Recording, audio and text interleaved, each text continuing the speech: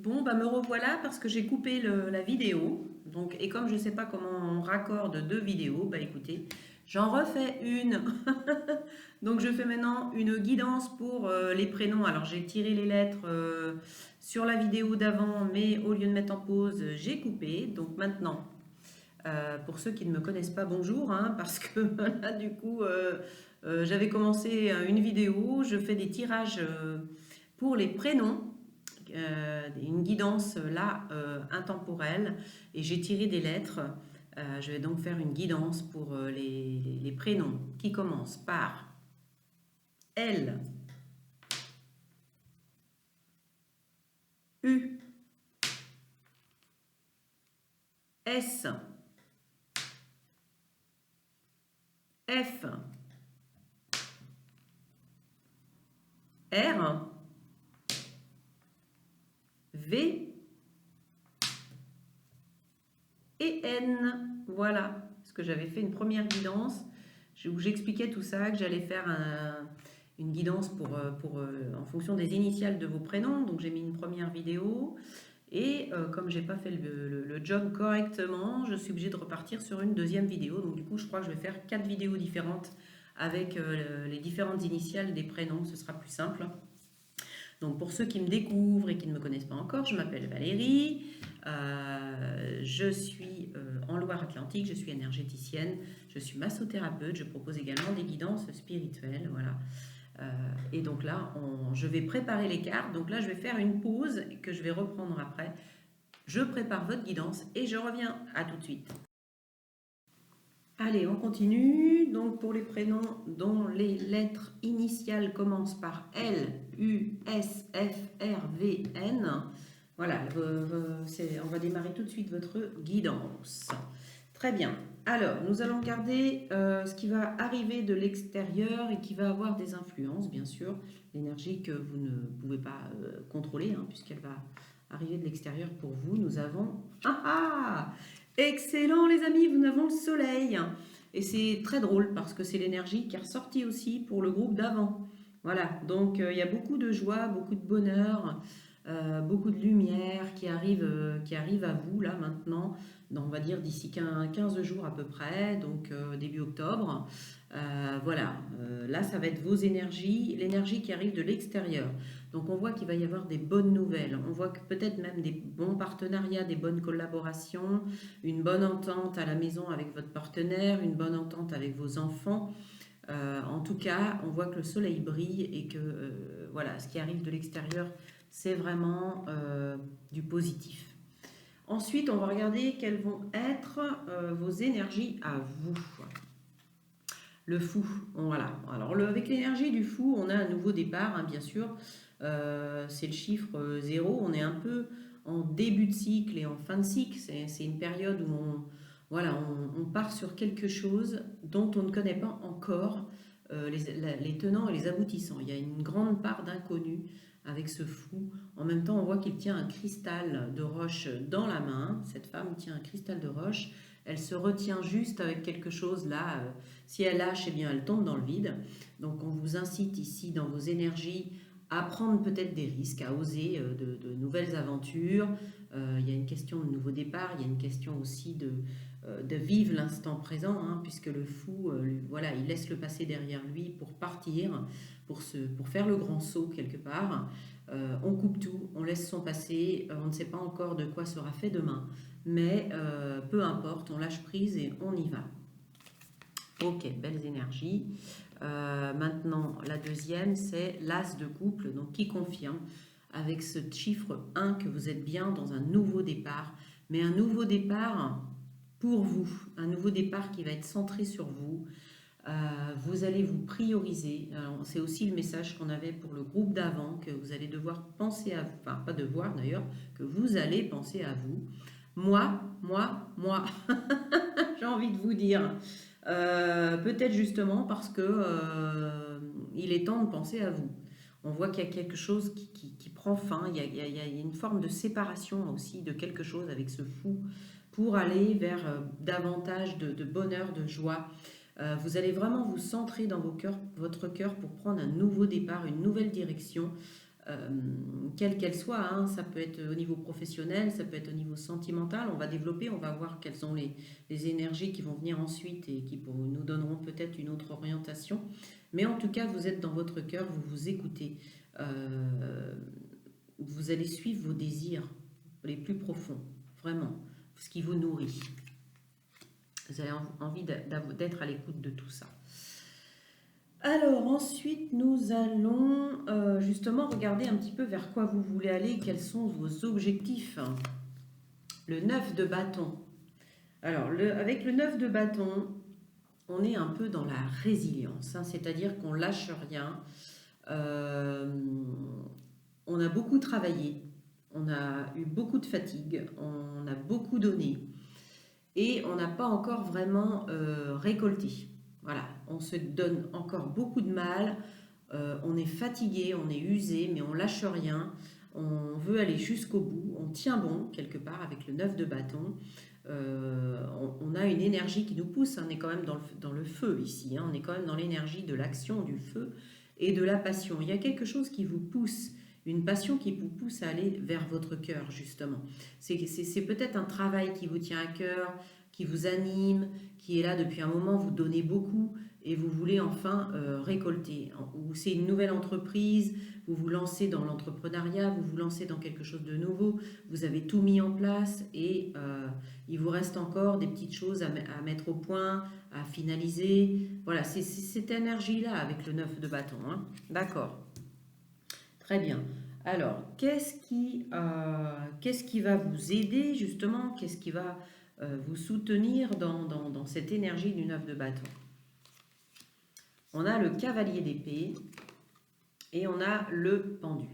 Alors, avec le cavalier d'épée, on est dans une énergie, dans l'énergie de l'air, hein, puisque l'air, c'est les épées, l'énergie de l'air, c'est tout ce qui touche à la pensée, à la communication. Avec le cavalier, on est quand même dans le mouvement. Le cavalier d'épée, il est assez rapide. Il peut être des fois même un petit peu impulsif. Donc ce qui va vous aider, ça va être de maîtriser quand même vos pensées, de maîtriser votre fougue, votre envie d'avancer et aussi attention à votre façon de communiquer. Enveloppez les choses, mettez les formes. Avec le pendu, on voit que justement, il faut peut-être lâcher prise sur une certaine forme de pensées qui vont un peu vite. Vous pensez à beaucoup de choses, vous voulez peut-être brûler les étapes, aller un petit peu vite.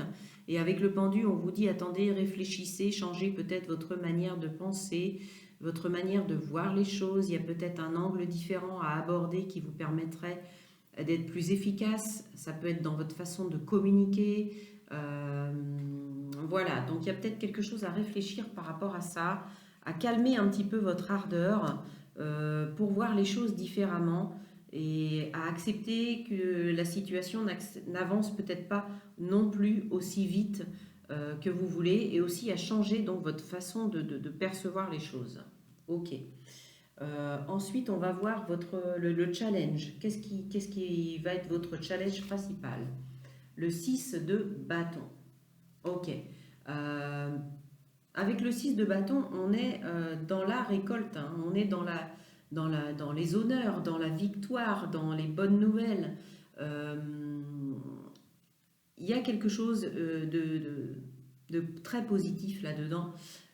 Votre défi, ça va être peut-être aussi de faire preuve d'humilité face à ce succès, de rester modeste peut-être justement, de rester modeste parce qu'on voit que vous allez quand même vers quelque chose de très positif. Il y a quelque chose qui se met en place, vous allez récolter les fruits, hein. Vous allez récolter, mais faites attention de ne pas justement, je vous ai dit, faites preuve d'humilité.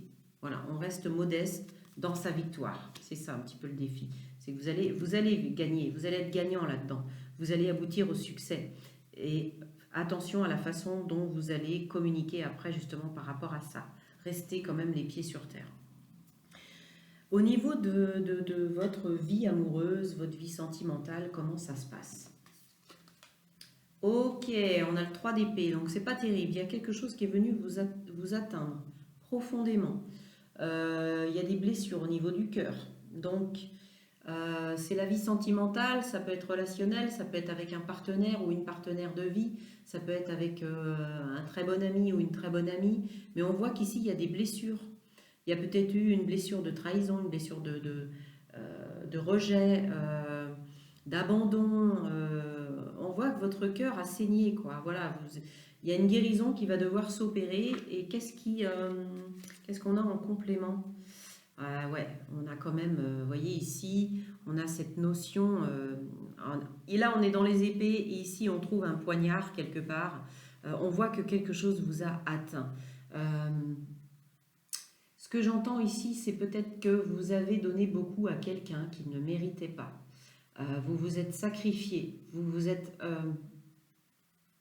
abandonné complètement. Alors peut-être que vous avez le syndrome du sauveur, hein, peut-être en vous, et que vous avez beaucoup donné à quelqu'un et que cette personne vous a tourné le dos ou vous a trahi, vous avez fait beaucoup de sacrifices pour elle ou pour lui et cette personne vous a trahi. C'est pour ça que dans vos énergies, on a l'as de coupe ici. On vous demande de penser à vous, de penser, de soigner votre cœur, de penser vos plaies, de prendre un nouveau départ pour vous. C'est ce que je vous disais, de soigner vos énergies, prendre soin de vous, vous occuper de vous, de votre bien-être, de votre corps, de votre santé mentale. Hein, ça va avec, aussi avec l'as de coupe. Ici, on voit, voilà, je pense que vous avez donné beaucoup et que vous avez été blessé, déçu. Il y a des désillusions. Et vous allez devoir penser vos plaies ici au niveau sentimental. Hein. Il y a peut-être des séparations, des choses assez lourdes là pour certains. Ok. Qu'est-ce qu'on peut dire de votre vie professionnelle, de votre vie matérielle, de votre vie financière? On a l'ermite. Vous êtes en pleine réflexion. Il y a un cheminement à faire là par rapport à ça. Alors ça peut être lié justement à cette situation parce que si vous quittez quelqu'un, ici si vous quittez un partenaire de vie, qui a une séparation qui s'opère, eh bien vous devez réfléchir à la meilleure manière d'agir aussi de la façon dont ça vous impacte, peut-être au niveau matériel, pour vous en sortir le mieux possible, pour protéger vos finances. L'ermite aussi au niveau matériel, au niveau financier, c'est quelqu'un qui va essayer de mettre en lumière certaines choses. Il y a peut-être une réflexion à faire pour faire évoluer cette vie matérielle, cette vie financière. Attendez, je me mélange. Oh, voilà. Excusez-moi, c'est à force de parler, je me mélange les pinceaux. Voilà, l'ermite, il prend du recul, il est en solitude, hein. C'est une solitude choisie, une solitude pour réfléchir. Donc là, pour certains, vous avez besoin vraiment d'analyser, de réfléchir profondément à la façon de gérer cette vie matérielle, cette vie financière. Parce que vous êtes peut-être impacté dans votre cœur, justement, dans vos énergies par rapport au cœur, et ça vous affecte dans votre vie professionnelle et financière. Il y a des réflexions à faire pour prendre les bonnes décisions. Ok ? Là, on a des bâtons, épée, coupe. On a 2 arcanes majeures pour l'instant. Ok, d'accord. Oui, alors ensuite, on va avoir qu'est-ce qui se passe à l'intérieur de vous, de quelle façon ça vous impacte de manière spirituelle, de manière psychologique, tout ça. Le roi de bâton, d'accord, on est encore dans les bâtons, là. Il y a pas mal de bâtons, hein, donc on voit que vous êtes quand même dans l'énergie de l'action, que vous voulez faire bouger les choses, mais il y a des choses à réfléchir quand même. On est dans le roi de bâton et on est dans le chakra du cœur. Hein. Voilà, je vous disais, ça retombe ici. On retombe quand même dans l'énergie là, on a les coupes. On a quand même un cœur à guérir ici avec les épées. Les épées, c'est tout ce qui est communication, façon de penser. On voit que dans votre psychisme, vous êtes quand même affecté. Hein. Vous avez fait beaucoup d'efforts, beaucoup de sacrifices, vous avez beaucoup donné. Mais il va y avoir une forme de victoire ici. Mais vous allez vous battre, hein, pour récolter ça aussi. Ça va vous demander de vous battre. Donc on voit qu'au niveau psychique, vous avez quand même la gagne, quoi, hein. Ici, on a un lion derrière ce roi de bâton. Le roi de bâton, il sait ce qu'il veut, il sait ce qu'il fait, il est sûr de lui, il maîtrise les actions qu'il mène, il a la force, il a le courage. Donc on voit quand même qu'au niveau intérieur, vous avez quand même une grande capacité de résilience, vous avez beaucoup de courage, vous avez la bonne attitude, la bonne posture, et c'est ça qui est important. Et on voit que vous arrivez aussi à vous centrer. Alors peut-être que vous pratiquez pour certains la méditation, vous prenez des temps de calme. On a l'ermite ici, donc on retrouve cette énergie ici aussi du chakra du cœur, là, de prendre soin de soi, de réfléchir à la façon dont on va prendre soin de soi. Mais au niveau spirituel, voilà, vous êtes centré sur vous, vous voulez vous préserver et en même temps vous savez comment faire. Vous avez beaucoup de force, beaucoup de courage, vous voulez atteindre vos objectifs et ramener ici du bonheur, de la joie dans votre vie. Très bien. Et dans 15 jours à peu près, comment vous serez? Où est-ce que vous vous situerez? Eh bien, vous serez en train de ramener de l'équilibre justement dans votre vie. La tempérance vous demande de jongler un peu entre votre part d'action et votre part de réflexion, votre part féminine et masculine, c'est-à-dire de jouer en même temps la carte de la sensibilité, c'est-à-dire protéger votre sensibilité et en même temps être dans l'action aussi. Donc vous allez équilibrer justement cette énergie féminine de douceur, de réflexion, de sensibilité et ce côté masculin où on passe à l'action, on tranche, on prend des décisions. Ok, vous allez ramener une forme de sérénité d'ici une quinzaine de jours, vous vous sentirez déjà plus calme, plus serein.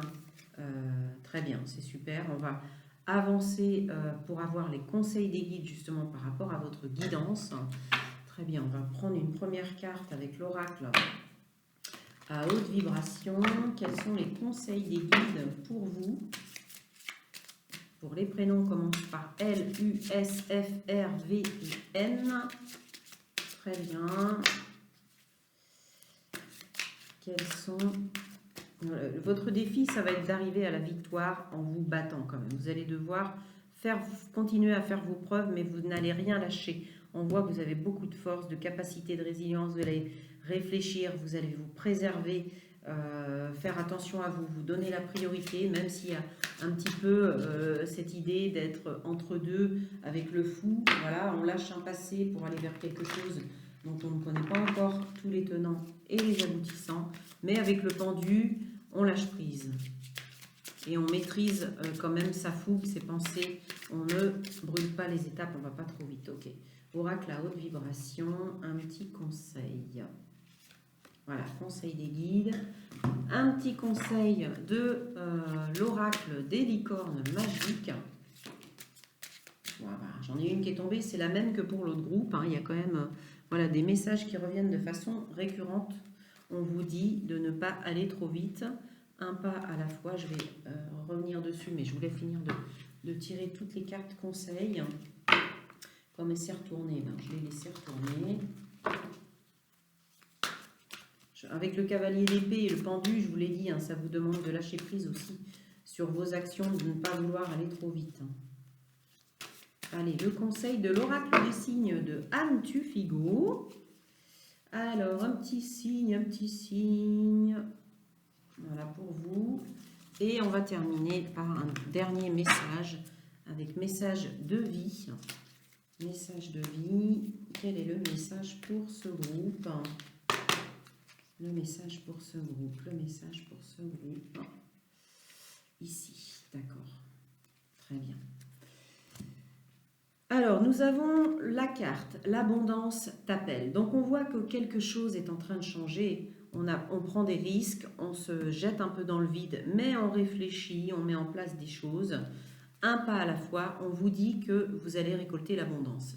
Je vous rappelle que l'abondance n'est pas que financière. L'abondance peut être aussi une abondance d'amour, une abondance spirituelle, hein, l'abondance bien sûr financière, matérielle, mais pas que. Ça peut être une abondance aussi de joie, voilà, de mon petit moment de bonheur qu'on partage avec les autres.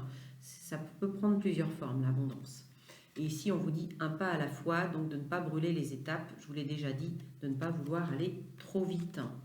Ok, ici, on a Un message, je vais vous le lire. L'ombre laisse toujours place à la lumière.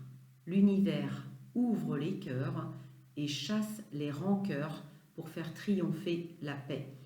On voit qu'il y a des rancœurs ici, peut-être parce qu'on voit que vous avez eu des blessures ici au niveau sentimental, mais on vous dit que l'univers ouvre les cœurs, que vous aviez en début de tirage. Voilà, chasse les rancœurs pour faire triompher la paix. Vous allez ramener le calme, on l'a vu avec la tempérance, la sérénité en vous. Vous êtes guidé par l'univers. On a une colombe ici qui symbolise la paix. Hein. Et dernier message qui s'appelle découvrir. Regardez cette belle image. Découvrir, je lâche prise, on l'a parlé avec le pendu, sur mes croyances, mes convictions et toutes mes idées préconçues. C'est cette idée qu'on a avec le fou aussi. Je retrouve la souplesse et je m'ouvre à des idées nouvelles, à la nouveauté et à d'autres possibilités. Dans la sagesse, le lâcher-prise et le désintéressement, je vois la vie au-delà de mes limites et je me permets de découvrir les mondes supérieurs. Les mondes supérieurs sont les mondes de l'invisible, hein, les mondes qui nous relient à nos guides, à nos anges. C'est peut-être pour certains d'entre vous ce que vous faites. Je pense que si vous écoutez cette guidance, c'est que vous êtes des personnes spirituelles. Donc pratiquez voilà, la méditation, connectez-vous au monde invisible, on n'est jamais seul. Vous êtes guidé et protégé. Voilà, j'en ai terminé pour cette guidance pour les lettres L, U, S, F, R, V, N. Je vous dis au revoir, bye bye, et je vais passer à la prochaine guidance pour d'autres lettres. À bientôt. Si vous voulez des infos me concernant, vous aurez toutes les infos en description de cette vidéo. Merci pour vos likes, pour vos commentaires. C'est toujours, voilà, quand on passe du temps, qu'on se donne du mal pour faire des guidances, c'est toujours sympa d'avoir des commentaires, des petits likes, voilà, savoir si ça vous a plu, si je continue ce genre de format. Et ça m'encourage à continuer. Voilà, je vous embrasse très fort, je vous dis à très bientôt. Bye bye les amis.